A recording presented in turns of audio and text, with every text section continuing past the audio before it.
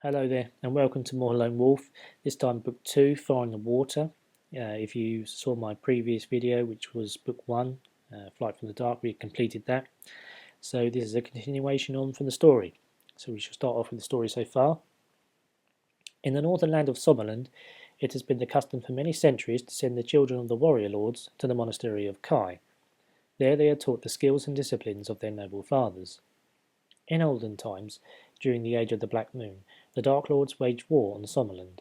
The conflict was a long and bitter trial of strength that ended in victory for the Somlending at the great battle of Markengorge. King Ulnar and the allies of Durinor broke the Dark Lord armies at the pass of Moitura and forced them back into the bottomless abyss of Markengorge. Vashna, mightiest of the Dark Lords, was slain upon the sword of King Ulnar called Sommersword, the Sword of the Sun. Since that age, the Dark Lords have vowed vengeance upon Sommerland and the House of Ulnar. You are Lone Wolf, a young Kai initiate who was learning the secret skills of the Kai Lords. 2 days ago, your peaceful country was plunged into war when a vast Dark Lord army suddenly invaded Sommerland and completely destroyed the Kai monastery. All the Kai Lords were in attendance for the feast of Feiman, and all were killed as the monastery was surrounded and destroyed, the walls collapsing in on the assembled company. You, the only Kai Lord to survive the massacre, vowed then to avenge their deaths. You knew your first task had to be to warn the king, for without the Kai Lords to lead our armies, your country, Sommerland, would be unable to mobilize in time to drive the Dark Lords back. Your journey to the capital was perilous indeed. The enemy had overrun much of the country and were marching upon Holmgard, the capital itself. But despite the many dangers, you fought your way through to the capital and delivered your warning to the king's court. There you were greatly praised for your skill and bravery, but told that your mission was not complete. With the Kai Lords dead, there remained only one power in all of Magnamund that could save your people from the Dark Lords, the Sommersword. After the defeat of Vashna, the Sommersword had been bestowed upon the allies of Durinor as a mark of trust and allegiance that exists between the two kingdoms. In return, King Allen of Durinor gave Sommerland a magnificent golden ring bearing the royal arms of Durinor. This ring is known as the Seal of Hammerdale. At that time, King Allen vowed that if ever the shadow of the West should rise again to threaten Sommerland, Durinor would come to the aid of her ally. The king has given you the seal of Hammerdale. Your quest is to travel to Durinor to fetch the Sommersword back. But meanwhile, the enemy have broken through the outer defences to the capital and are preparing to besiege the city wall. As Captain Deval of the King's Guard leads you to the Royal Armoury to equip you for your mission, the King's words keep coming back to you. 40 days, Lone Wolf. We have strength to stand against them for only 40 days. Okay, as this is a continuation on from Book 1, we are able to carry forward our combat skill and endurance point scores from the previous book. What we can now do is actually choose a 6th Kai discipline to add to the 5 that I had chosen in Book 1. And the one I decided to choose for this adventure will be Animal Kinship. And it says that this skill enables the Kai Lord to communicate with some animals and to be able to guess the intentions of others. Equipment. Guard Captain Deval leads you to the Royal Armoury, where your green tunic and Kai cloak are taken from you to be repaired and cleaned. While you await their return, Captain Deval hands you a pouch of gold for your journey. To find out how much gold is in the pouch, pick a number from the random number table. 5. Now add 10 to the number you have picked. The total equals the number of gold crowns inside the pouch, and you may enter this number in the gold crowns section of your action chart. If you successfully completed Book 1, you may add this sum to the total of any crowns you already possess. So that now gives us 39 in the pouch. On a large table in the centre of the armoury, a number of items have been laid out for your choice. You may take any two of the following: a sword, short sword, 2 meals, a chainmail waistcoat, mace, a healing potion, quarterstaff, spear, shield, and a broadsword. And I think we should take the shield because that will be useful in combat. And I think what we'll do as well, we'll take the meals.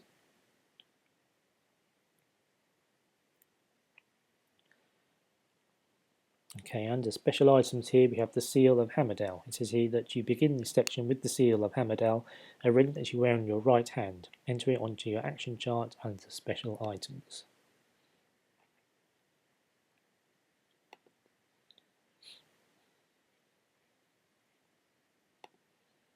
Okay, levels of Kai training. We now got 6 Kai disciplines, which gives us a rank of aspirant. Kai wisdom. Your mission will be one of great danger, for the Dark Lords and their servants are a cruel and fierce enemy who give and expect no mercy. Use the map to help you steer a correct course for the capital. Make notes as you progress through the story, for they will be of great help in future adventures. Many things that you will find will aid you during the adventure. Some special items will be of use in future Lone Wolf adventures, and others may be red herrings of no real use at all, so be selective in what you decide to keep. There are many routes to the Hammerdale, but only one will enable you to retrieve the Sommersword and return to the Sommerland with the minimum of danger. A wise choice of Kai disciplines and a great deal of courage will enable any player to complete the mission, no matter how weak their initial combat skill or endurance points score.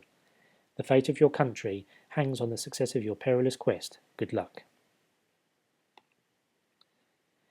Captain Deval and his guards escort you to the Citadel gate, where a small covered wagon awaits you.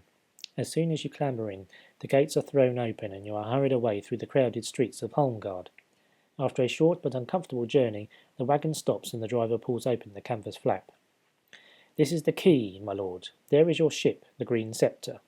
As he speaks, the driver points across the quay to a sleek trade caravel anchored near to the harbour wall. The first mate's name is Ronan. You will find him waiting for you across the square at the Good Cheer Inn. Then the driver bids you farewell and quickly disappears into the teeming crowds. You reach the inn to find the front doors locked and the window shutters barred.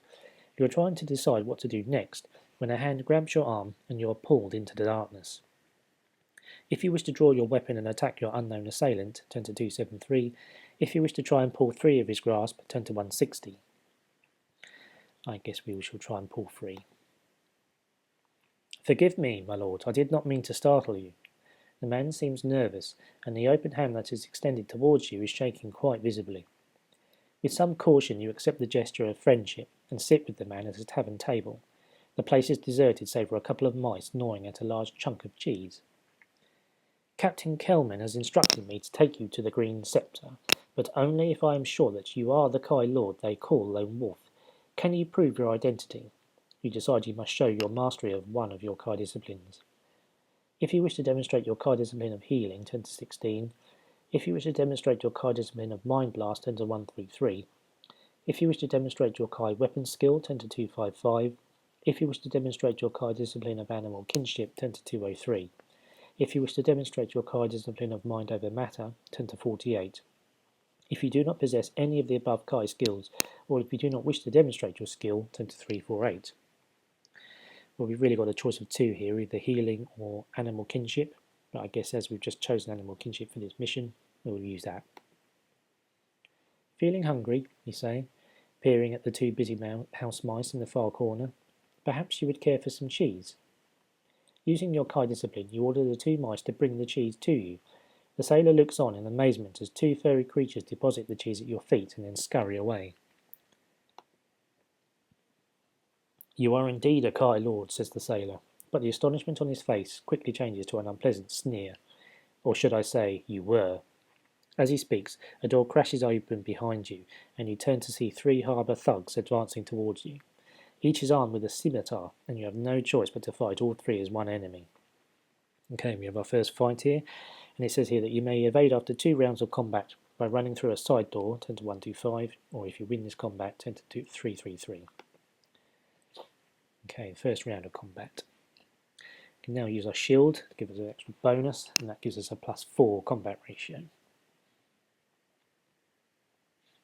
Okay, first number 5, which is not too bad. That means enemy loses 9, Lone Wolf loses 2. Okay, second round of combat.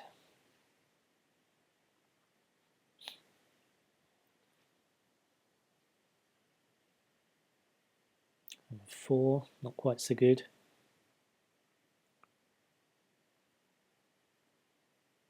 So enemy loses 8, Lone Wolf loses 2.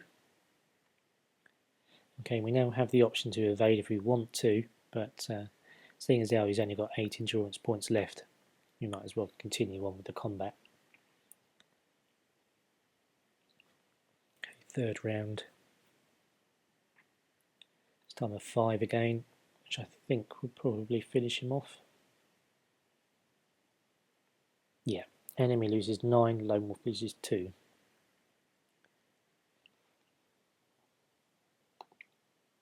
The sailor, who claimed to be First Mate Ronan, seems to have escaped during the fight. You quickly search the bodies of the harbour thugs but find nothing of value. However, you do notice that each of them has a tattoo of a serpent on their left wrist. Whoever sent them to kill you must already know of the importance of your quest. You leave the tavern by the side door and discover the dead body of a sailor lying beneath some stairs. Inside the collar of his blood-stained jacket is a tag bearing the name Ronan. This must be the real Ronan. He has been murdered. You cover the body and turn towards the quay, where the Green Sceptre is anchored about 300 yards from the harbour wall. If you wish to use one of the many small boats or coracles that are roped to the quayside, turn to 300. If you wish to hunt down the impostor who pretended to be Ronan, turn to 67. I think we should just take one of the boats. As you paddle towards the sleek trade caravel, you notice to your surprise that the boarding ladder is being pulled up. A mean-looking sailor leans over the gunwale and curses at you.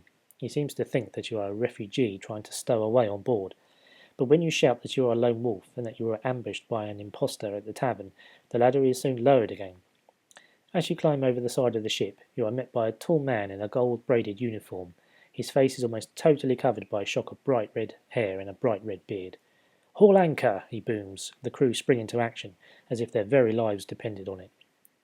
The captain ushers you below to his cabin, where he pours 2 glasses of Wanlo, a strong spirit. His face shows concern as you tell him of what has happened. "There is evil treachery at work, and the enemy already has plans afoot to thwart your quest," he begins when you've told your tale. "It seems that you have lost the element of surprise, and I have lost a courageous first mate.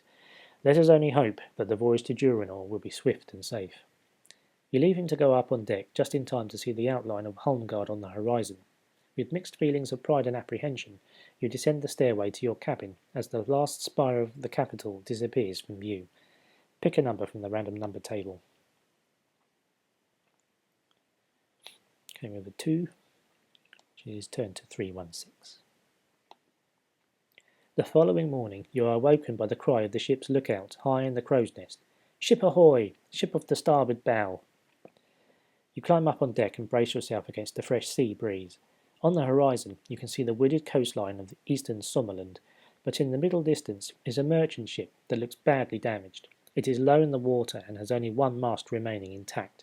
It flies the flag of Durinor, but the flag is upside down, a signal of distress. Pick a number from the random number table. 4. The captain orders his crew to go alongside. As they board the trader, you are shocked by the sight that awaits you.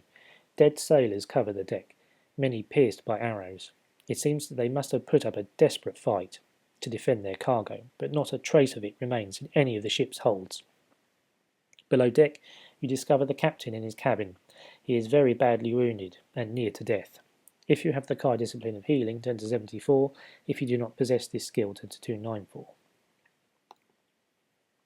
Placing your hands upon his chest, you try to seal the open wound. He has lost a lot of blood, and although he is sweating heavily, his skin is cold to the touch. His eyes suddenly roll open, and he shouts a garbled warning. "Pirates! Lacuri pirates! Beware the red sails! Repel boarders!" The captain is soon unconscious once more. You wrap him in blankets and place a cushion beneath his head, but he has drifted off into a sleep from which he will not awake. Back on deck, the bodies of the dead crew have been gathered together. Captain Kelman approaches you and hands you a vicious-looking black scimitar. "This is no pirate sword, Lone Wolf. This weapon was forged in the furnaces of Helgedad. It is a Dark Lord blade." It is daunting news. If the Dark Lords have allied the Lacuri pirates to their cause, the voyage to Durinor will be a perilous one. You fling the black sword into the sea and return to the Green Sceptre. As you set sail for the east, you watch as the Durinor merchantman slips beneath the waves. After 3 uneventful days at sea, you find shipboard life rather dreary. If you have the Kai discipline of healing, any endurance points that you may have lost on your adventure so far are restored. This will bring your endurance point score back to your original one. If you do not possess the skill, restore half of any points that you have lost in combat. On the afternoon of the fourth day, you are talking with an injured sailor up on deck when you smell smoke seeping from the hold. If you wish to enter the hold, turn to 29. If you wish to shout fire, turn to 236. If you wish to warn the captain, turn to 101. Well, I reckon we shall just shout fire. Suddenly, panic strikes. The ship is thrown into a frenzy of activity as sailors grab buckets and blankets with which to fight the fire. Flames are roaring through the hatch cover, and it takes over an hour to contain the blaze. The damage to the ship is great. The entire store of food and fresh water has been destroyed, and the midsection of the ship badly weakened. The captain appears from out of the smoking hold and approaches you, his face black with soot. He is carrying something in a bundle under his arm. "We must talk in private, my lord," he says quietly. Without replying, you turn and follow him to his cabin. After taking care to close his door, the captain opens the mysterious bundle and tips the contents onto his cabin table. A large charred earthenware jug and several blackened rags drop in a heap. They give off a strange oily smell. "This was no accidental fire," he says solemnly. "This was an act of sabotage. The forward hold is a food store, yet I find this oil jug and these soaked rags upon the floor. Someone on this ship is prepared to risk his life to stop us reaching Durinor." You both stare at the burnt rags as if they hold the answer to your questions. Suddenly, a cry from up on deck breaks the silence. "Ship ahoy! Ship off the port bow!" Grabbing his sword and telescope, the captain disappears through the door and up the ladder to the deck above. If you wish to follow him, turn to 175. If you would rather make a quick search of his cabin, turn to 315. I think we should just follow him. "It seems our bird has flown," says the captain, pointing to a long boat moving swiftly towards another ship on the horizon. "She flies no flag, and her hull is of a strange shape. I never before seen the like." You watch as the longboat reaches the mysterious ship. As if by magic, a sea fog appears from nowhere and engulfs the vessel. Moments later, both the ship and the fog have disappeared. Pick a number from the random number table. 4. You hear whispering amongst the crew and catch the words "ghost ships" and "cursed voyage," but the whispering stops when the captain's voice calls for all hands on deck. A silence descends on the Green Sceptre as Captain Kelman addresses his crew in a loud voice. "Men, we're 3 days' sail from Port Bax, but with a strong wind and a stout heart we'll drop anchor and feast there in 2. The fire has claimed many of our provisions, and rations are hereby cut to 1 meal a day. A guard shall be placed upon the freshwater cask. But we are strong, we shall endure. Any man found thieving will receive 100 lashes. That is all." The crew seem unhappy at the captain's decision, but none of them dares to challenge his authority. Later that afternoon, you are invited by both the crew and the captain to take your evening meal with them. If you wish to eat with the captain, turn to 321. If you wish to eat with the crew, turn to 154. I think we shall eat with the captain. The meal is poor. It is made up of yesterday's leftovers, and what the captain tells you as you finish your meagre supper confirms your suspicions. "I have a confession to make, Kai Lord. The fire destroyed our entire food store. We had barely enough in the galley for this meal. I fear that we will have to survive on a diet of fresh fish until we reach Port Bax. Unless you have food in your backpack, the poor meal leaves you hungry, and you lose 2 endurance points." We shall eat a meal. After dinner, the captain challenges you to a game of Seymour, a board game a little like chess, involving skillful strategy and bluff. To add a little excitement, he suggests a small wager. If you wish to accept his offer, turn to 12. If you wish to decline the game, bid the captain good night and return to your cabin to sleep by turning to 197. I think we shall accept. Captain Kelman unlocks a display case and removes the Seymour board. The beautifully carved playing pieces are already in position when he carefully sets it down upon the table. After somewhat reluctantly agreeing to a wager of 10 gold crowns, you begin the game. Pick a number from the random number table. If you have the Kai discipline of 6th sense, you may add 2 to this number. Okay, so I'm guessing we're going to need a higher number. 2, that's not so good. But adding 2 just gives us a 4. You play a daring strategy, Lone Wolf, but I think I have you now.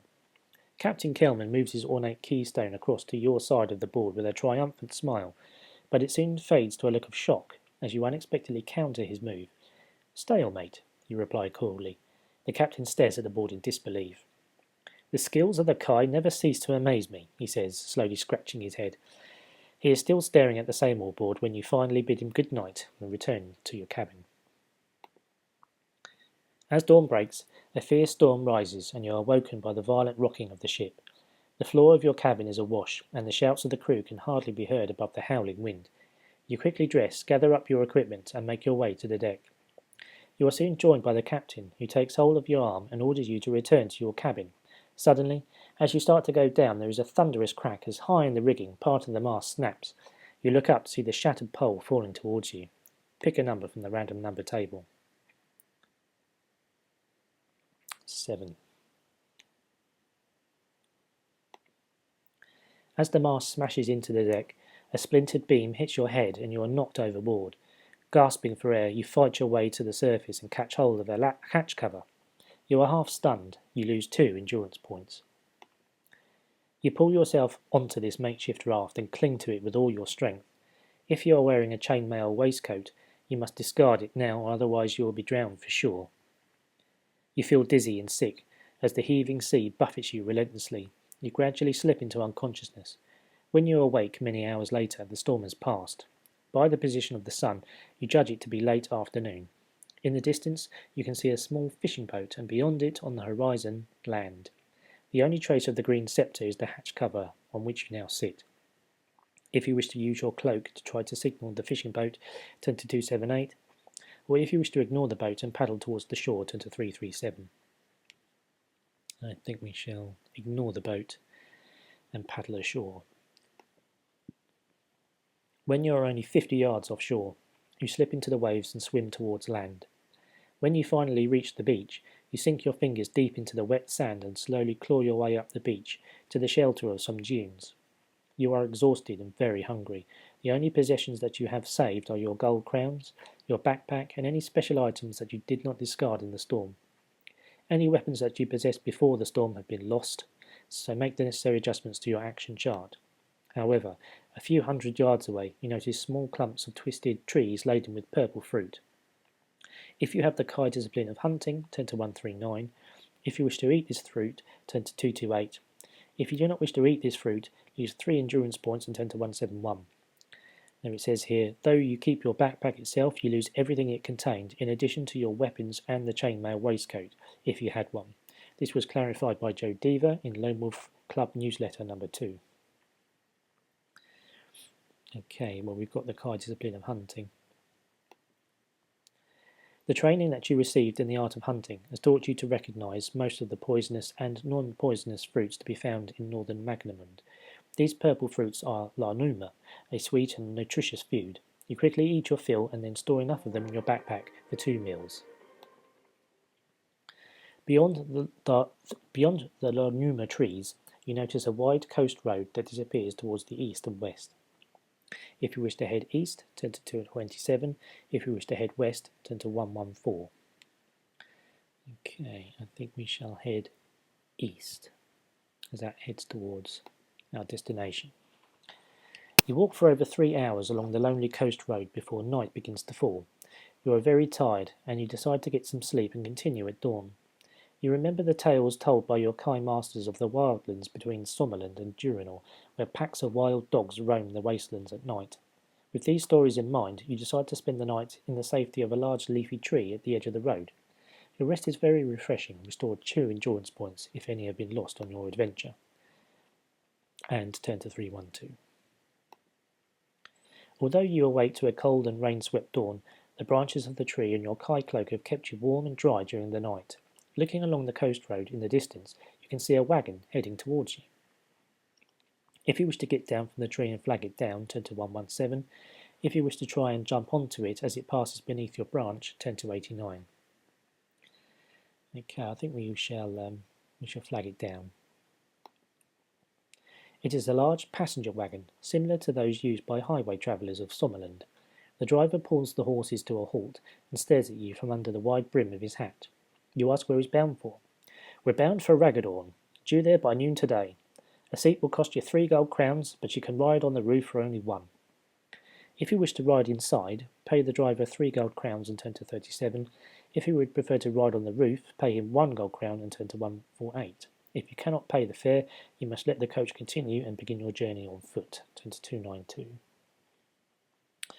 Okay, I think we can afford to pay the driver, so I'll give them 3 gold crowns. Inside the coach, it is warm and dry.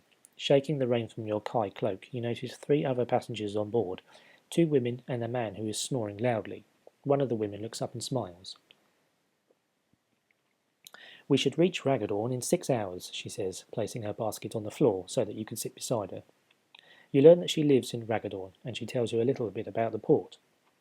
Since Kilian, the Overlord, died 3 years ago, Raggadorn has been ruled by Lachlan, his evil son. He and his mercenaries are nothing but pirates. They bleed the people dry with their heavy taxes, and if anyone complains, they are quietly disposed of. It's a sorry state of affairs. If you take my advice, you'll leave Raggadorn as soon as possible. During the journey, you must eat a meal or lose 3 endurance points. Okay, I don't think we could really use the discipline of hunting as we're in a coach, so I think we'll eat one of our Limuma fruits. Then in the distance you hear a bell tolling. You look out of the window to see the city wall of Raggadorn. The coach passes through the west gate and pulls to a halt. As you jump to the ground, you are greeted by the awful smell of this dingy seaport. A rusty sign nailed to a wall says, "Welcome to Raggadorn." The woman tells you that you can board a coach to Port Bax at the coach station near the east gate of the city. If you wish to walk north into Westgate Lane, 10 to 122, if you wish to head south along East Bank Walk, 10 to 323, or if you wish to walk east into Axe Lane, 10 to 257. Okay, I think we shall head.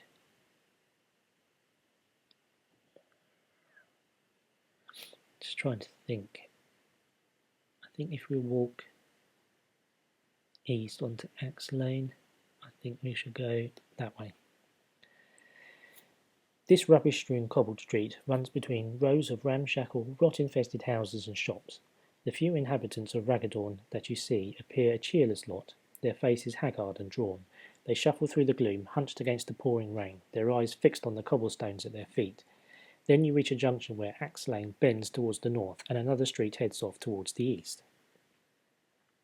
If you wish to continue north and enter Black Knight Street into 335, if you wish to head east, enter Sage Street by turning to 181. Okay. I think we shall go east and into Sage Street. This street seems dirtier and smellier than the one you have just been down. The cluttered window of a shop to your left catches your attention. In the window are many useful items, all of which bear a price tag. A sword, 4 gold crowns, dagger, 2 gold crowns, short sword, 3 gold crowns, warhammer, 6 gold crowns, spear, 5 gold crowns, mace, 4 gold crowns, fur blanket, 3 gold crowns, and backpack, 1 gold crown. You may enter and purchase any of the above items. Remember to mark them on your action chart. Okay, well, since we need a weapon, and the cheapest weapon really is a dagger, so I think we should go for that. We'll buy a dagger. When you have completed your purchases, you continue your way along Sage Street towards the Raggadorn Bridge. This bridge is the only connection between the east and west sides of the port, and you push your way through the crowds of people and carts. You find yourself in a rubbish-strewn thoroughfare known as East Trade Lane. You are standing opposite a large building with a sign on the wall, Raggadorn Stables and Coach Station. A green-clad coachman is sitting next to a notice board that reads Port Bax, journey time 7 days. If you wish to approach the coachman and ask to buy a ticket for the journey to Port Bax, turn to 136, or if you have no money, turn to 238. Well, we've got 34 in our belt pouch, so I think we can ask to buy a ticket for the journey. The fare to Port Bax is 20 gold crowns, said the coachman in a gruff Raggadornian accent.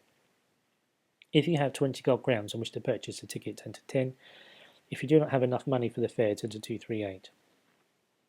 Well, it's a lot of money, but you might as well pay it. You pocket the ticket, mark this item on your action chart as a special item, and the man takes you to a coach that is waiting near the east gate of the seaport. It is empty and you take a seat near one of its circular windows. You are relieved to find that the seat is quite comfortable, for the journey to Port Bax will take 7 days. Stowing your equipment beneath the seat, you settle back in comfort and doze off. When you awake, there are 5 other passengers and the journey to Durinor has already begun. Pick a number from the random number table. 9. After only half an hour, the coach is stopped by some armed horsemen. They wear the black ship and red crest emblem of Lachlan, the overlord of Ragaddorn. They demand gold in payment for what they call exit taxes, 1 crown from each passenger. The other travellers each place a crown on a small plate and hand it to you. If you can pay the tax, do so and the coach will be allowed to go on its way, 10 to 249. If you have no money, 10 to 50. Okay, well we've still got money, so we'll have to pay. During the course of the afternoon's journey, you chat with your fellow travellers and learn about their backgrounds. Sitting opposite are 2 brothers named Ganon and Dorier. They are knights in the Order of the White Mountain, warrior lords of Durinor who have pledged allegiance to protect the country from raids by the bandits of the Wildlands. They own a castle and land near Port Bax. Next to them sits Halvork, the merchant. His nose is swollen and his face is badly bruised thanks to Lachlan, the overlord of Ragaddorn. A little misunderstanding about port taxes cost him his cargo and most of his gold. Seated by the far door is a priest called Parson. Like you, he is a Somlending who has journeyed across the Wildlands by coach on his way to Port Bax. Beside you sits a young woman called Viveka. She is a mercenary adventuress who earns her gold by fighting for it and sells her services to the highest bidder. She is returning to Port Bax having collected payment for a successful adventure in Ragaddorn. Not wishing to reveal your true identity, you have pretended to be a simple peasant. The travellers seem unaware of the war that now rages in Sommerland.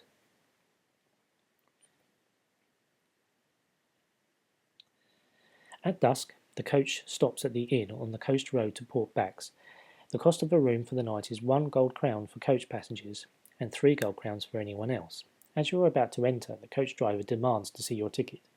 If you have a ticket for the journey to Port Bax, turn to 346. If you do not have a ticket, turn to 156. The driver nods and hands back the ticket. The inn is warm, but poorly furnished. You must eat a meal here, which will cost you 1 gold crown, unless you have a meal in your backpack. The Kai discipline of hunting cannot be used on your journey through the Wildlands, as it is a barren wasteland inhabited only by creatures called Sazals, a weak and cowardly breed of Gaiac. If you can afford the 1 gold crown for the room, turn to 280. If you have no money, turn to 205. The restriction on hunting in the Wildlands applies only to the ability to fulfill instructions to eat a meal automatically. You may still use hunting when prompted to do so. However, until given further notice, you must obey instructions to eat meals as if you did not have hunting. This includes the instruction in this same section. You must lose 3 endurance points right now if you neither pay for the meal nor consume one from your backpack. Okay, I think what we'll do is we will pay 1 gold crown for a meal.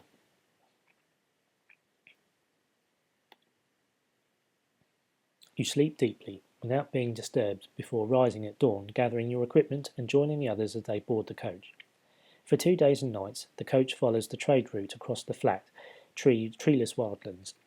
It stops only to allow the driver to sleep, but on the morning of the 9th day of your quest there is an unfortunate accident. Pick a number from the random number table. 6. One of the wheels jams in a deep rut, and 3 of the large wooden spokes are shattered. You are forced to stop and replace the wheel before you can continue to Port Bax. You volunteer to help the driver by levering the coach axle with a small tree trunk, so that the spare wheel can be slid into position. You are pushing down on the stout branch with all of your strength, when the horses suddenly rear up and race forward. The trunk springs back and catches you square in the face, knocking you backwards to the ground. You are stunned, and you lose 2 endurance points. The driver is not so lucky. The coach has run him over. As the poor man dies in your arms, his last words are, "No accident, I saw." If you have the Kai discipline of 6th sense, turn to 343. If you do not possess this skill, turn to 168. You sense that you were the intended victim of this supposed accident. One of the passengers is trying to kill you. It's not so good. Slowly, one by one, the other travellers appear and stare in shock at the dead coachman. We must bury him, says the priest. You silently nod your agreement and prepare a grave in which to lay the corpse. As you all walk back to the coach, you discuss what should be done. I know the road to Borkbacks. I'd better drive the coach, volunteers Halvork. I do hope we're not blamed for his death, says the priest nervously. It was an act of the gods, says Doriu. I shall testify to that, says Ganon. Lies are never spoken by knights of the White Mountain. It is true that in Durinor, a true knight will speak only the truth, whether for his own good or ill. His words seem to reassure the priest, and you are all soon once more on the road, heading towards the eastern horizon. It is late in the afternoon when you arrive at a coach station in a small coastal village known as Gorn Cove, which is mainly populated by outcasts, thieves, and Sazals. The death of the coachman is met by the villagers with great suspicion, but Doriu's words convince them that it was accidental. There is only one inn in the village, a tavern known as the Forlorn Hope. It is in a state of disrepair. It's typical of all the other hovels in this poor sea village. A room for the night costs 1 gold crown. If you can pay for the room, turn to 314. If you cannot, turn to 25. The innkeeper is a thin old man with only one eye. He hands you a key and points to a balcony opposite. Number 2, the red door, he says.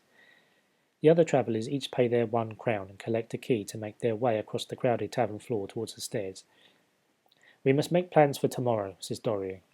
The others all nod in agreement. I suggest we meet here in the bar in 1 hour to decide what to do.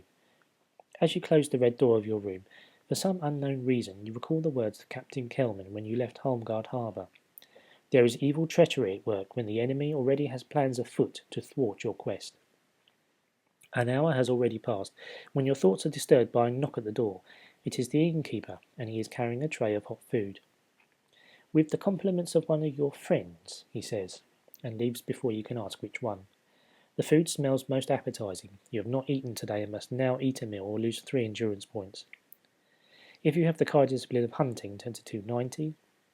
If you wish to eat the hot food before you, turn to 36.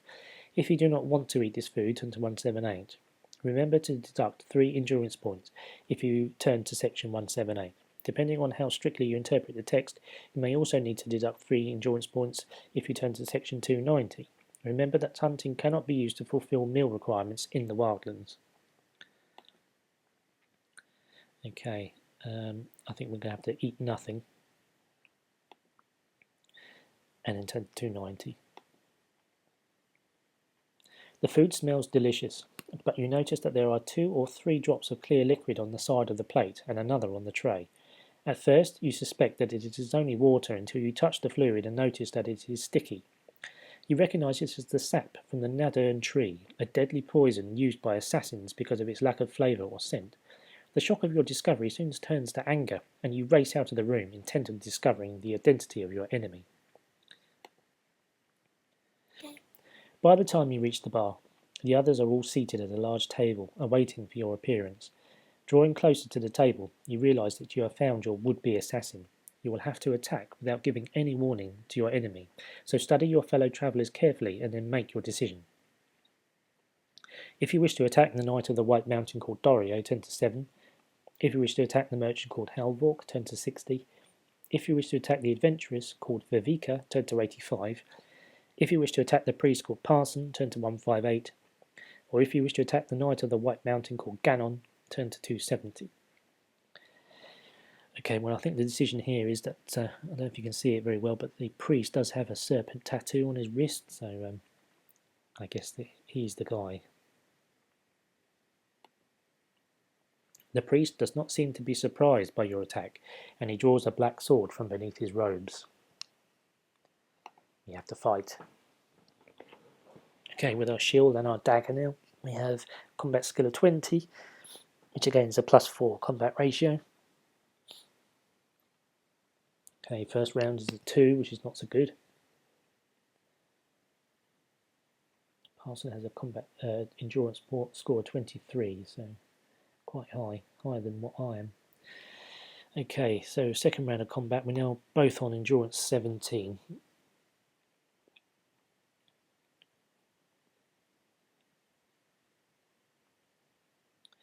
Next one is a 5, which is a little bit better.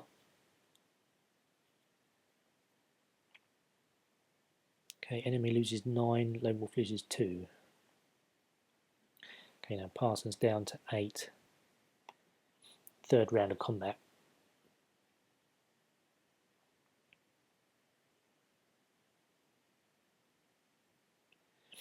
7, that's much better. I think that may finished him off. Okay, enemy loses 11, lone wolf loses 1. Parson has been killed. Okay, from into combat 10 to 220. Searching the body, you discover all you need to prove that he was the assassin. Inside his pockets you find a half-empty vial of Nadaern sap, the deadly poison that was used to taint your food. Then there is a scroll written in Gaelic giving details of your expected arrival in Port Bax. He must have located you at Raggadorn and hatched his murder plans there. You notice that the weapon he carries is a Dark Lord blade fashioned of black steel and forged in the furnaces of Helgedad, the infernal city of the Dark Lords beyond the Derncrag range. Only there, in all of vast Magnamund, can black steel be made. But the final proof of his true identity is the serpent tattoo on his left wrist. The harbour thugs who attempted to kill you before you had even left Holmgard bore exactly the same mark. His purse contains 23 gold crowns, which you may keep. Do not forget to mark them on your action chart. The other travellers stare with horror and disbelief at what you have done.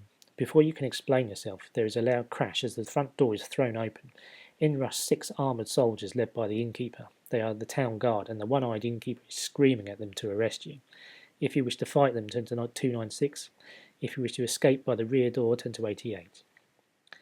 I think escape is the most prudent choice here. Although night has fallen, a full moon casts a bright light upon the village. Behind the tavern you see a small wheelwright shop with 2 horses hitched to a hay cart.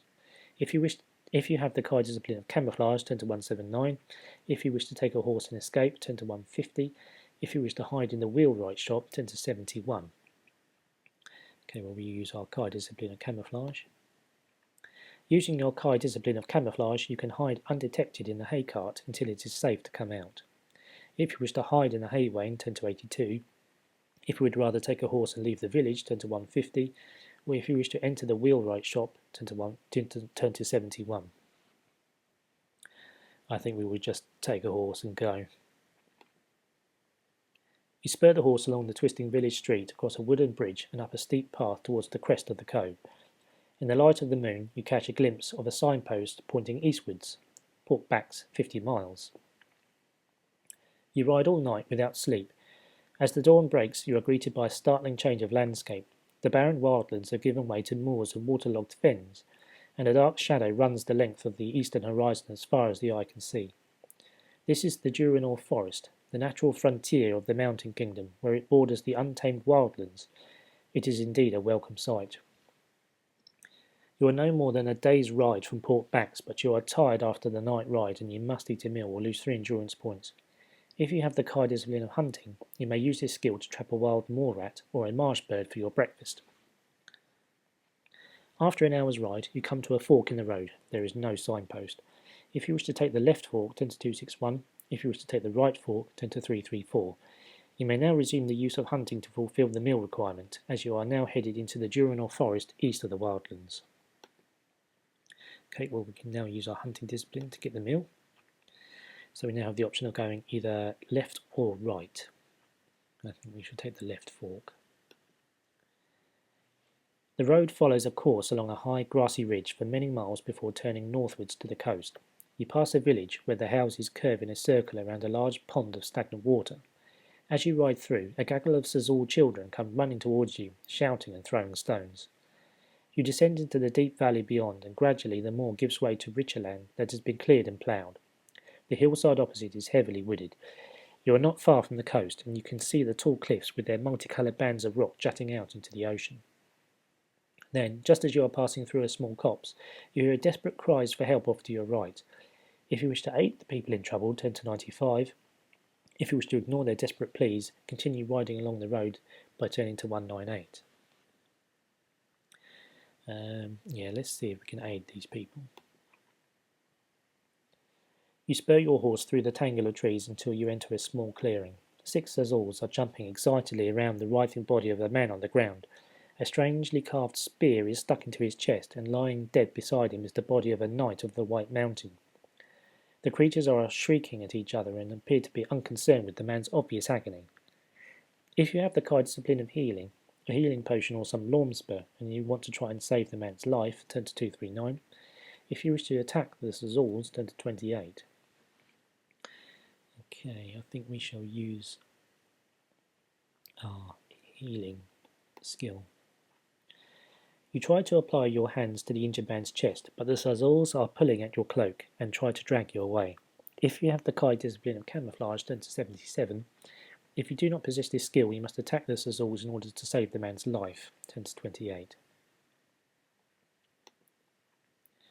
During the period of your Kai training, your masters taught you many of the languages and dialects of northern Magnamund, one of which was Sazul. The creatures in this clearing are Sazals, and they are screaming at you that the wounded man is not a man at all. They say he is a Helghast, a powerful, shape-changing servant of the Dark Lords. If you believe that they are telling the truth, check what the man has in his pack by turning to 320. If you suspect that the Sazals are trying to stop you interfering with their spiteful game, fend them off with your weapon by turning to 28. Okay, let's check his backpack. You search in his pack and are horrified to find that it contains a scroll of human skin upon which a message has been written in a strange runic script. The only word that you can make out is Kai. You also find an evil-looking dagger with a black blade and a block of cold obsidian. These items bear the signs of the Dark Lord's craft. Something is very wrong here. You drop the pack as quickly as if it were red hot and turn to mount your horse. To your dismay, you find that it is no longer there. The Sazals must have stolen it. Wearily, you realise you will now have to continue your journey on foot. You have been walking for nearly 2 hours when you reach the peak of a hill and see the Durinor forest stretched out before you. The road bears eastwards and enters the trees at a point where a large wooden tower has been built. You can see the silhouette of a soldier on guard. If you wish to continue on your journey towards the watchtower, turn to 232. If you would rather avoid the guard, make a wide detour and enter the forest further south by turning to 244. I think we should just continue onwards. You are less than 20 yards from the tower when the guard steps forward and demands to know your business. You notice that the soldier is wearing the red coat of a Durinese man-at-arms and realise that you have reached the border of Durinor. You need to find some way of getting past him. If you have the Kai discipline of 6th Sense, turn to 149. If you decide to say that you are a merchant on your way to Port Bax, turn to 250. If you decide to offer him a bribe, turn to 68. If you wish to show him the seal of Hammerdale, if you still have it, turn to 223. Okay, well, we'll use our Kai discipline here. You can sense that this guard is a loyal Durinese soldier. If you were to attempt to bribe him, he would likely to consider it a grave insult and attack you. If you wish to show him the seal of Hammerdale, turn to 223. If you would prefer not to show it, or if you do not have it, or if you wish to pretend to be a merchant on your way to Port Bax, turn to 250. I think we've got no choice but to show him the seal of Hammerdale. The guard stares at the magnificent ring in awe. The legend of the seal of Hammerdale is well known to the people of Durinor. It is said that of all the lost treasures of the Durinese, the seal of Hammerdale is one that they would not wish to return. The guard's anxious face shows he clearly recognises the ring's dreadful significance. I will not hinder your urgent mission, but I cannot help you except to set you on the road to Port Bax.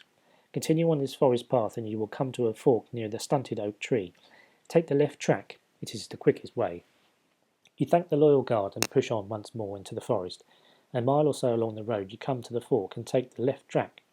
It leads to a stone bridge across the Rima Rift.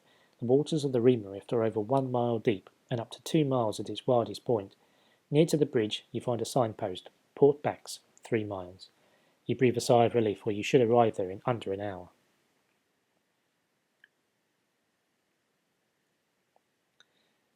At dusk, on the 10th day of your quest, you experience your first sight of the magnificent city of Port Bax. A diamond set in the green velvet shore, the towers of the city glimmer in the pale light of a waxing moon. To the north is the harbour and the formidable war fleet of the Durinese navy. To the east, beyond the moss-covered city wall, stretches the forest of Durinor, and there, on the crest of a hill, stands a castle tall and proud, the crowning glory of this beautiful port.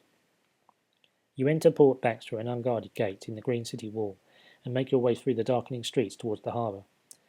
As you turn into a tree-lined avenue, you notice that the wide stone steps of a domed building to your right. You stop to read the brass plaque, City Hall. Despite the late hour, the main doors are open. If you have the Kaiser's Blue tracking, 10 to 252. If you wish to enter the City Hall, 10 to 84. If you wish to continue on your way towards the harbour, 10 to 191. Well, let's use our tracking discipline here. You try to remember some of the stories told to you by an old Kai master called Wisehawk. He was envoy to Port Bax for many years, and he knew and loved the city as well as any native Durinese.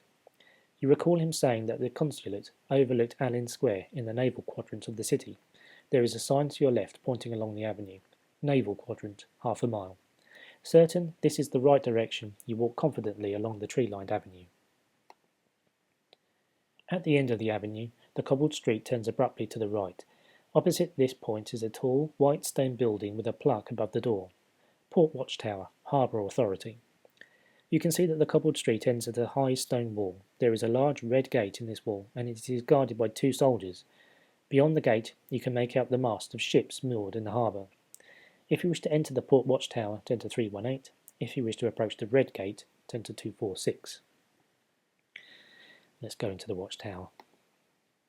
You are standing in a large, empty hall. Opposite are 2 doors, each with a brass sign above them. If you wish to enter the door marked white passes, 10 to 75. If you wish to enter the door marked red passes, 10 to 62. If you wish to leave and approach the guards at the end of the street, 10 to 246. Well, I guess that as the guards were guarding a red gate, I think we should go and look at red passes. You enter a large room full of ledgers and files. A man wearing the uniform of a Durinese naval officer is seated opposite at a large desk. He peers at you inquisitively from behind a huge book and says, "You must have pressing business in the naval quadrant to apply for a red pass at this late hour. I shall need to see your access papers and proof of your commanding officer's authorization. If you have collected the necessary documents on your quest, 10 to 126, if you do not have the documents he requires or do not wish to show them to him, you will have to risk showing him the seal of Hammerdale, 10 to 263. If you do not have either the seal or the documents, leave the room and return to the outer hall by turning to 318. Well, we do not have the documents, but we do have the seal of Hammerdale. The man stares at the seal with a look of shocked dismay. Without saying a word, he gets up from his chair and beckons you to follow him up to a flight of spiral stairs that lead to a domed chamber. Here you meet the captain of the port watch. He listens intently as you tell him of the war in Somaliland and of your urgent mission. "Issue a red pass immediately," he orders. "Top priority." You collect your pass, leave the port watch tower, and hurry along the street towards the harbour guards. One of the guards steps forward and demands to see your pass. If you have a white pass, 10 to 170. If you have a red pass, 10 to 202. If you do not have a pass, you will be refused entry to the harbour, 10 to 327. The soldier salutes and allows you to pass through the red gate. You walk into an open square lit by the tall beacons lining the quayside. To your relief, you sight the marble pillars of the Somaliland consulate and the familiar sun flag of your country flying above it in the fresh night breeze. As you climb the stone steps, you are recognised by the Somaliland guards on duty at the main door. They disappear inside and quickly return in the company of a tall, grey-haired official. His anguished expression suddenly changes to a smile of joy as he beholds your ragged Kai cloak and tunic. "Hope beyond hope! Thank the gods that you live, Kai Lord. The scant news that has reached us from the west has caused us great alarm." You are ushered inside and taken immediately to the envoy of Somaliland, Lord Lieutenant Rygar. Your first meeting with the Lord Lieutenant comes as something of a shock. You had perhaps half expected him to be a servile old man, as are the envoys of the southern lands that plague your king's court with their delegations. The man clad in heavy chainmail standing before you is neither old nor servile. You are soon to learn that Lord Lieutenant Rygar is an exceptional man. Born of a Som-lending father and a Durinese mother, he has become something of a legend in this city. In the last decade, he has led an alliance of the nations to victory against the invading ice barbarians of Kalte. Wise in peace, fierce in war, you could not have wished for a better company on your quest for the Summer Sword. Rygar orders that a sumptuous meal be served. It is by far the best food you have tasted since the war began. During the feast, you recall the events that have brought you to Port Bax and reflect on the daunting challenge that still lies before you. After the meal, Rygar sends for his physician, who attends to your wounds. His potions restore 6 endurance points. Then he advises you to sleep, for you are to leave with the Lord Lieutenant for Hammerdale in the morning. Early next day, you are taken to an enclosed garden at the rear of the consulate, where Rygar and 3 of his best soldiers await you on horseback. They are to be your bodyguard and guides on the 230-mile ride to Hammerdale. The streets of Port Bax are just beginning to come to life as you ride through the town. Passing under the moss-covered city gate, you now feel confident that your mission will succeed. Pick a number from the random number table.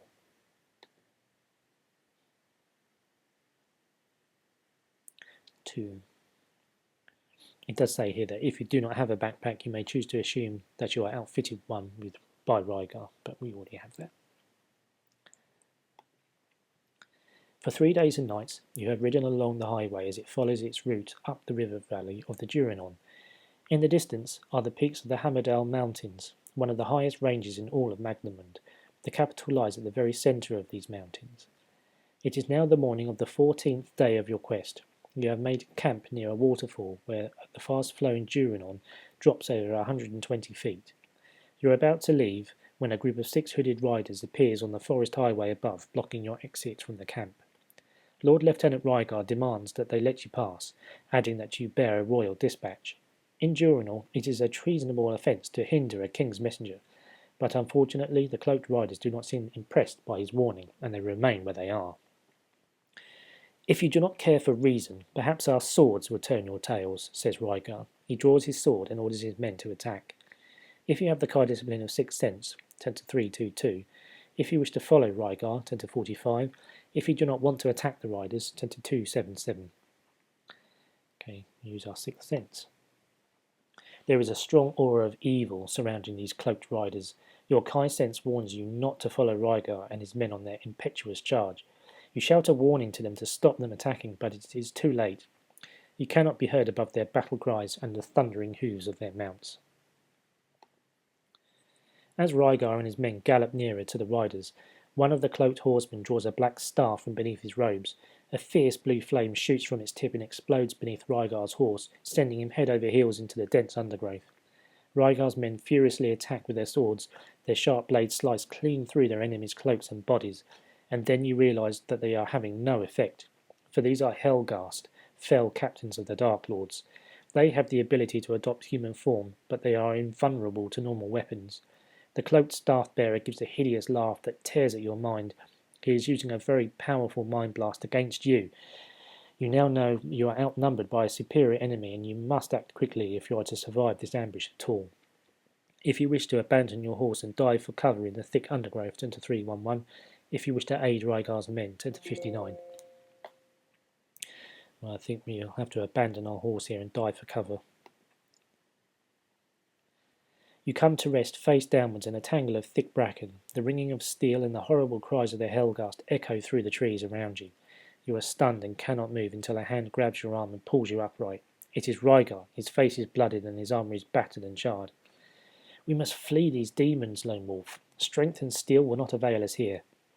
You glimpse the silhouette of 6 Helghast on the forest road above, their minds bent on the slaughter of Rygar's men. They fail to see you both slip away under the cover of the wooded hillside. 10 to 299. If you have not already been told, the Helghast are the riders who attacked your party. Helghast are felled captains of the Dark Lords. They have the ability to adopt human form, but are invulnerable to normal weapons. For 6 hours you run without rest. The Helghast are on the highway, and you are forced to make your way through the steep and wooded foothills to avoid the risk of capture. Many times you feel that you just cannot go on, that the pain and the fatigue are too much to bear, but each time you falter, you are spurred on by Rygar.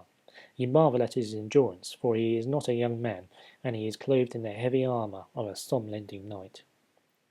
By nightfall, you have reached the entrance to Tarnalin, the western tunnel through the Hammerdale Mountains. The 3 tunnels of Durinor were excavated during the age of the Black Moon, and each tunnel is over 40 miles long and passes through the huge circle of the Hammerdale Range to the capital. The tunnels provide the only access to the city. Rygar sits beside you and takes some bread and meat from his pack. Eat this, Lone Wolf. You must sustain your strength for the journey to Hamerdal, for from here you must venture alone through Tarnalin. I shall remain here and hold the enemy back for as long as I have the strength to fight. Do not argue. That your mission should succeed is the only thing that matters. If Rygar is to hold off the Helghast, he will need a magic weapon, as his own sword is of no use against the creatures. If you wish to give him your magic spear so that he can defend the tunnel entrance, or if you do not possess a magic spear, turn to 118. If you possess a magic spear but do not wish to give it to Rygar, turn to 102.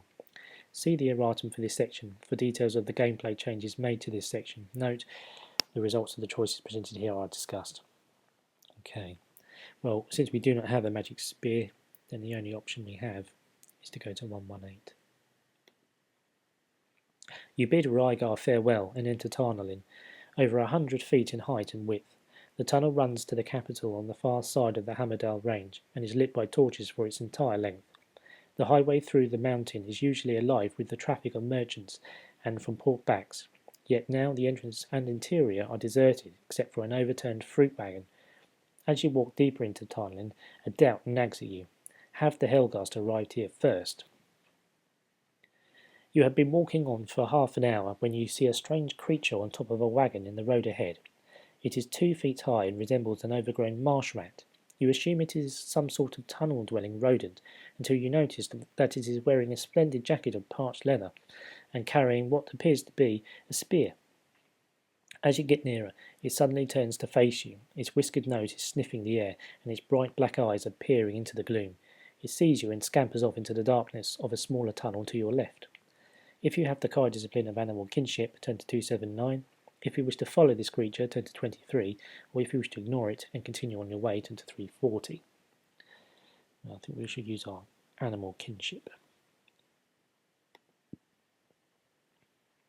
You recognise the creature to be a Nudnik, an intelligent but mischievous mountain-dwelling native of Durinor.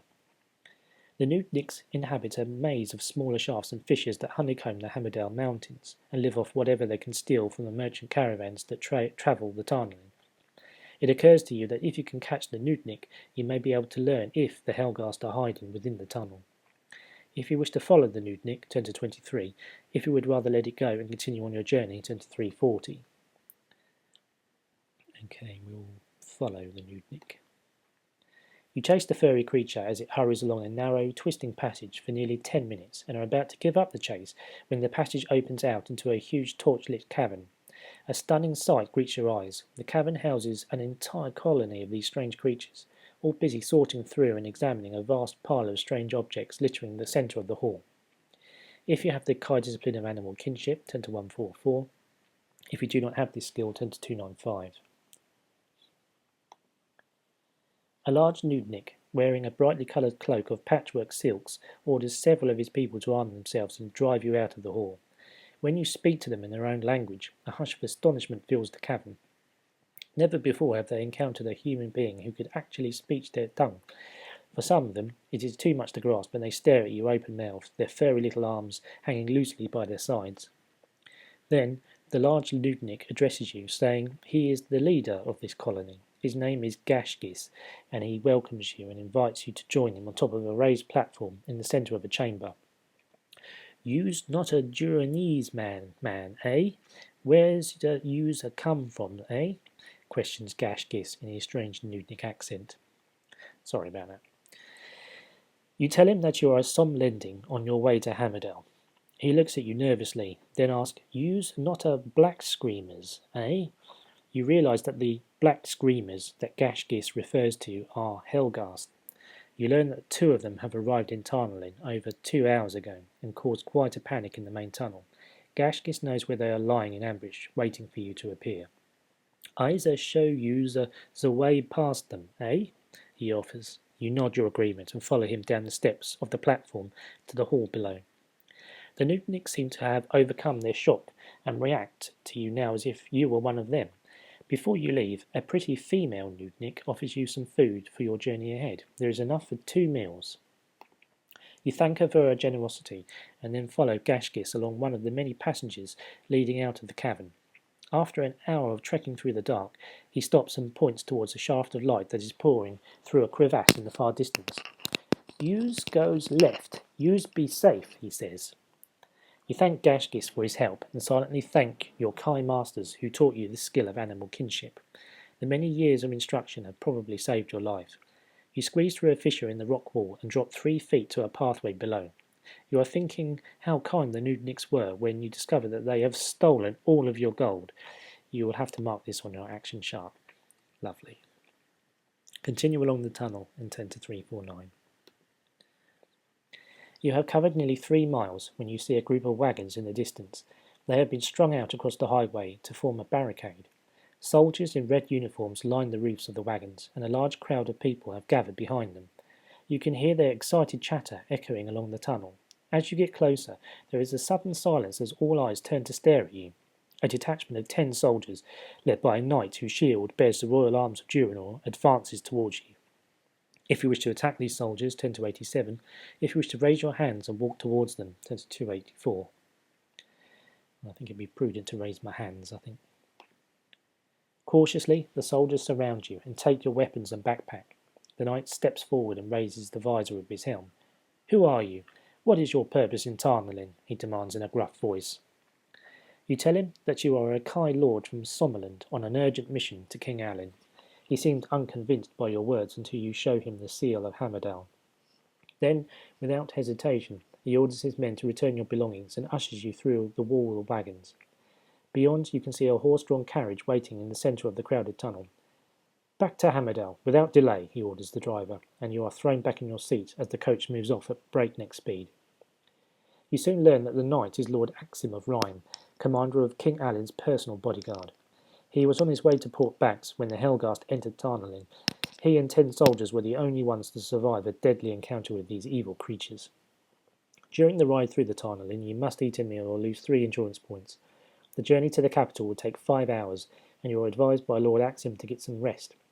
As you slowly drift off to sleep, you begin a dream about the Somersword.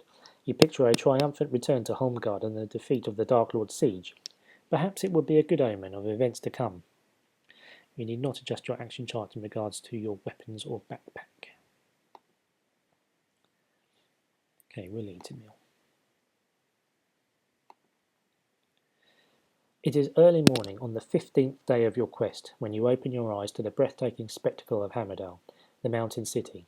The capital of Durinor, unlike other cities in the Lastlands, does not need man-made fortifications. The encircling peaks of the Hammerdale range offer a far more secure protection to the people within.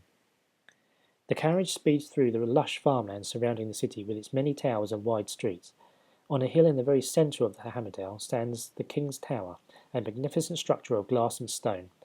As the carriage halts at the tower gates, you suddenly realise for the first time that as a wielder of the Somersword, your destiny is to become part of the oldest legend of the Lastlands.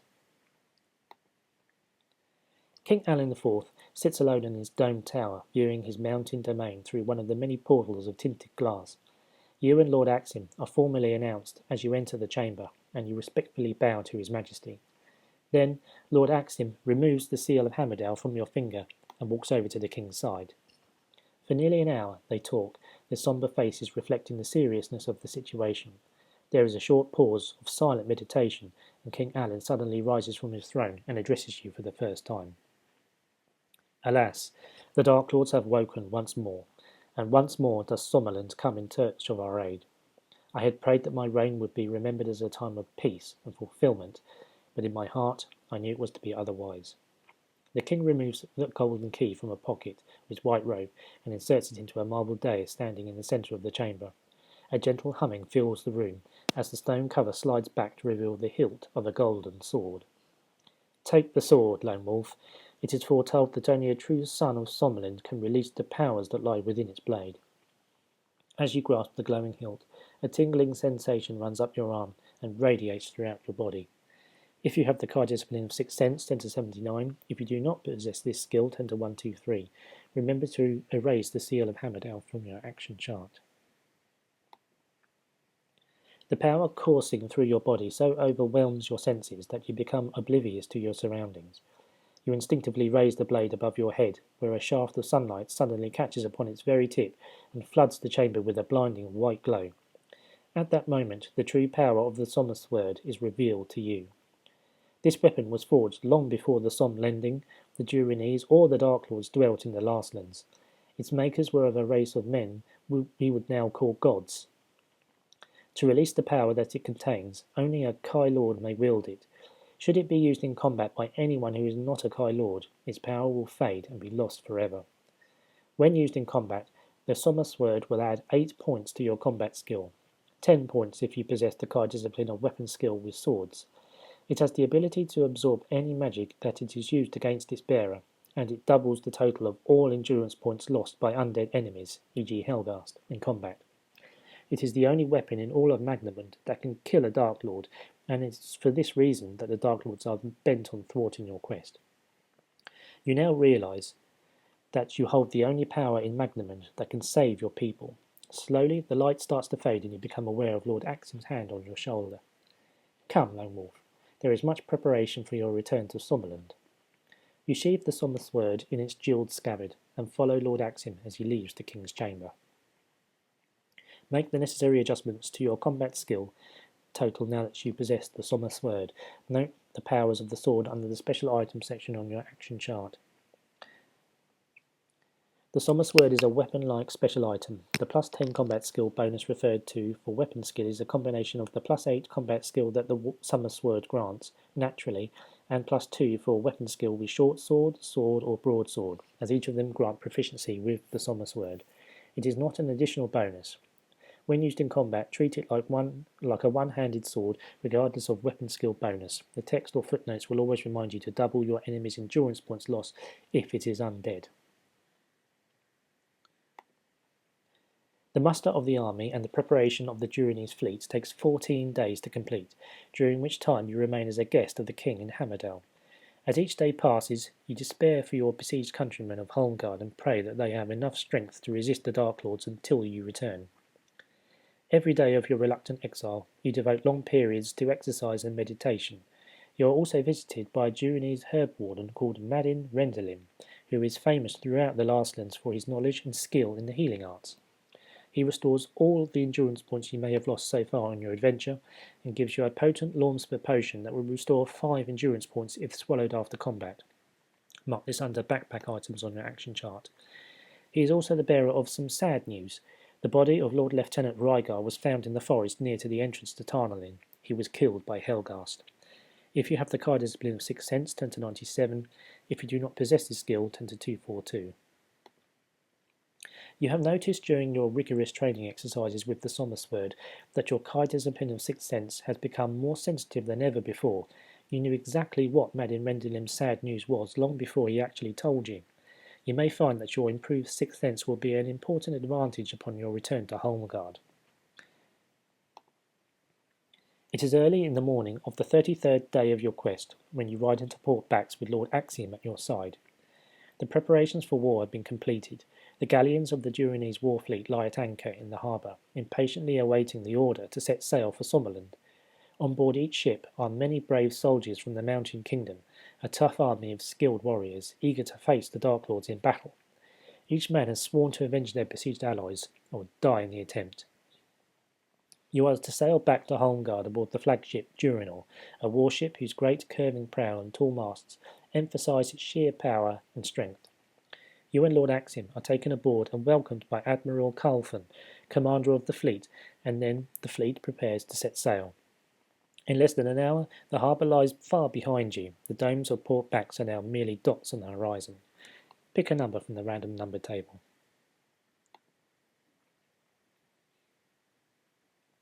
7.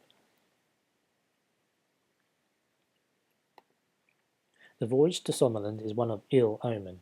Deep black storm clouds gather on the horizon, and a fierce wind relentlessly torments the restless sea.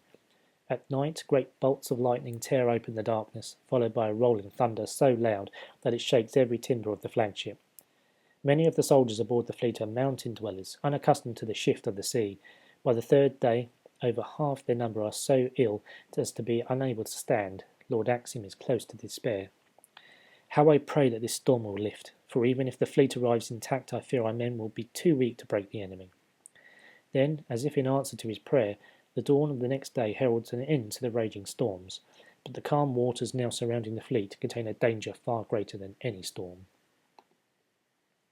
A veil of sea fog has rolled across the still ocean from the broken spine of land known as the Colundin Isles. Strange dark shapes hide within its mist. They are growing larger, and suddenly the distinct outline of ships become plain. "Prepare for battle!" the Admiral's cries repeated along the many decks of the Durinese fleet. "All hands on deck!" As the black ships approach through the fog, a horrific sight befalls you.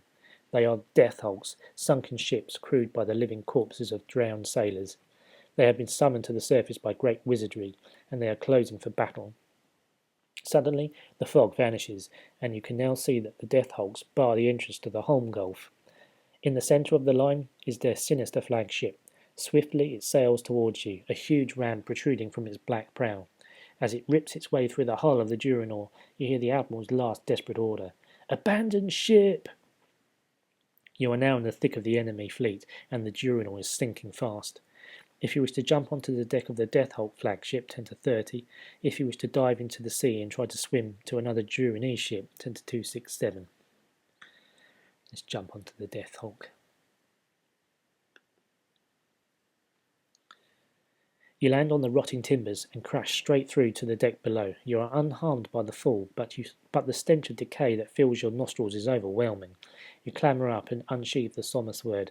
4 ghastly zombies stagger out of the gloom, their twisted hands extended towards your throat. You must fight them as one enemy. They are the undead creatures, so remember to double all endurance points that they lose due to the power of the Somersword. They are immune to Mind Blast. Okay, let's take on the zombies. We now have a slightly better combat skill here. Plus 20, well, it's definitely plus 11. Well, it's plus 15 on here. Okay, and that's an 8.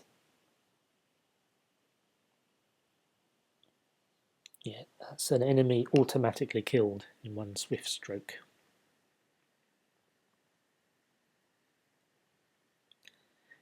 (258).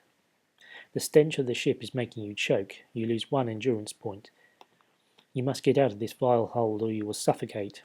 If you have the Kai discipline of 6 tenths, 10 to 272, if you wish to climb through the shattered deck, 10 to 17, or if you wish to leave the hold through a door in the far wall, 10 to 5. Someone or something is approaching the door of the hold from the other side. If you climb out through the shattered deck, you will leave your legs vulnerable to attack from below, and there is no other way out. You sense that it is an evil creature of some considerable power. Raise the Somersword and prepare for combat. The door bursts open and in rushes a Helghast, its black sword raised. You strike the creature as it enters the hold and open a terrible gash in its chest. It lets out a hideous cry, but although badly wounded, it leaps forward to attack you. You must fight this creature to the death. It is an undead creature. Double all endurance points that it loses due to the power of the Somersword. It is immune to Mind Blast. If you kill the creature, you may leave via the open hold door. Okay, this one's a slightly more difficult fight.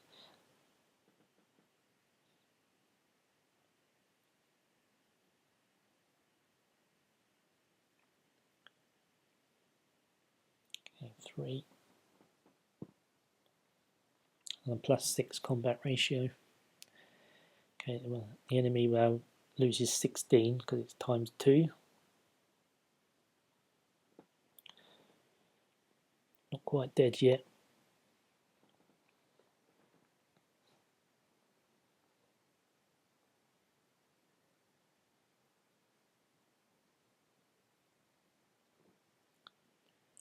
And 3. I think this will finish it off. Yeah.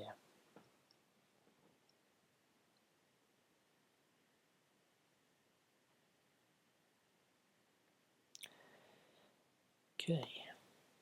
You make your way up a flight of stairs and onto the crowded deck. Fierce battle rages all around you as the Durinese fleet is engulfed by the rush of ghostly death hulks. Suddenly a flash of searing flame shoots from the tower at the rear of the death hulk you are on and explodes into the side of a Durinese warship. less than 50 yards away.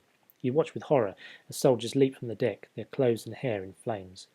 If you wish to investigate the tower, turn to 328. If you wish to escape from the ship, jump overboard by turning to 267. Okay, we investigate the tower. 2 zombies tried to block your passage, but you cleaved them in half with one sweep of the Somersword. You are at the foot of the tower, and you can now see a hunchbacked man in crimson robes above you. He wears a tall, curved tokmor, a magician's headdress. It bears the emblem of a serpent. In his right hand is a black staff. If you possess a crystal star pendant, turn to 113. If you have the Kai discipline of tracking, turn to 204. If you wish to climb the tower and attack the hunchback, turn to 73. If you wish to escape from the ship by jumping overboard, turn to 267. If you have ever been given a crystal star pendant, turn to section 113, regardless of whether or not you have lost it, or whether you have not, or whether or not you have tracking. The tracking option should only be used if you have never received the crystal star pendant.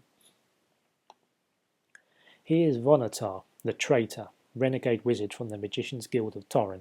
He is a master of the black arts and now possesses great power, which the Dark Lords themselves have given him. It was his agents who tried to assassinate you during your quest, and it is he who commands the Death Hulk fleet. Destroy Vonatar, and you will destroy the evil force that gives power to the Death Hulks and their crews. You may climb the tower and attack Vonatar by turning to 73. If you do not wish to risk your life against this powerful magician, escape from the ship by jumping overboard and turning to 267. It is likely that the information provided here is a combination of the information given to you previously by Bannerden and the Kai discipline of Sixth Sense, both of which you must have in order to receive the Crystal Star pendant. I think we'll climb the tower and attack Vonatar. The climb is very difficult, for you have only one free hand, the other holds the glowing hilt of the Somersword. You eventually reach the rim of the tower and quickly hook a leg over the narrow ledge. You are about to jump into the tower and attack when a thin voice makes you freeze. How I shall delight in the irony of your death, Lone Wolf. The sorcerer is standing in the far corner of the tower, his left hand pointing at your head. Your quest has failed, Lone Wolf. Now you must die. A blinding flash of orange flame shoots from his hand towards your face. In a fraction of a second, the searing burst of flame changes direction in midair and is drawn towards the blade of the Somersword. The bolt of energy disappears into the golden blade like water into a drain. You remember that the Somersword has the power to absorb magic. This power has saved you from a certain death. The sorcerer curses you, pulls a jewel from his ornate tokmor, and throws it at your feet. There is a flash of flame and a cloud of choking green gas billows up in your face, filling your nostrils with its acidic smell. You are forced to jump to the deck below to avoid the poisonous gas, and you just catch a glimpse of the sorcerer as he frantically paddles a small boat away from the Death Hulk flagship. If you wish to dive into the sea and swim after him, turn to 109. If you wish to fight your way back to a Durinese warship, turn to 185. I think we shall go back onto a Durinese ship. As you race along the corpse-littered deck, 2 Drakarim warriors emerge from a doorway and attack you by surprise. You must fight them one at a time. You may evade at any stage of the combat by diving into the sea. If you kill them both in combat, you can then jump to the deck of a nearby Durinese ship. Let's fight them.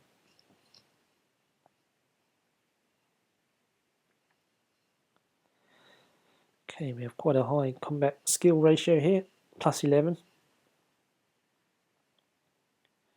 Okay, and a good score, 7. So the enemy loses 18, Lone Wolf loses none. Second round.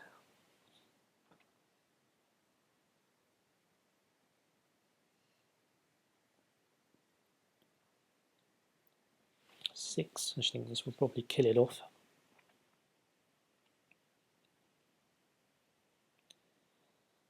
Enemy loses 16, Lone Wolf loses none. That's the first one down. Okay, third round of combat. This one I have plus 12 combat ratio. Oh, look at that, that's a 0. Can't get much better than that. That means that the enemy is automatically killed in one blow. Luck is with you, for you land safely on the deck of the Cal Calm, a Duranese warship. The soldiers here have been involved in a desperate battle, but have fought off the enemy and are cutting the grappling ropes that hold the ship to a death hold. From out of the smoke strides Lord Axiom, his face blooded and his shield badly scarred. Thank the gods you're alive, Lone Wolf. The fight has been bitter and our losses are high, but I am heartened indeed to see you standing before me now, he says, and leads you to the ship's rail. Look yonder, their flagship is ablaze. Through the fog of war you can see that the huge Death Hulk is slowly sinking beneath a plume of dense black smoke. The Cal Calm is eventually freed, and slowly it manoeuvres out of the tangle of wreckage. A wind begins to stir, filling its tattered sails and carrying away the smoke of battle. Lord Axiom orders the royal arms of Durinor to be hoisted aloft so that other ships can rally to the Cal Calm. For the first time since the battle began, you can now see the other Durinese ships. It is an amazing sight, for as the enemy flagship sinks beneath the waves, so every Death Hulk on the horizon returns to its watery grave.